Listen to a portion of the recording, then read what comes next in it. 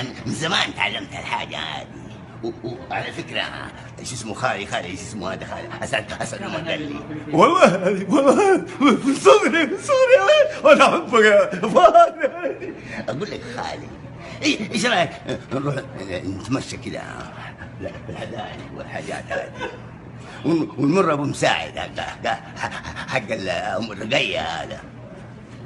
بس كفيك عمو فلبيني طقم اللي يقول والله ما عبي ما هو ما كنت انت كنتوا زي انا كونتاكتو مستر عبدو هو ما في مشكلة، هذا كبير هو نقود اي كونتاكتو مستر عثمان سوداني.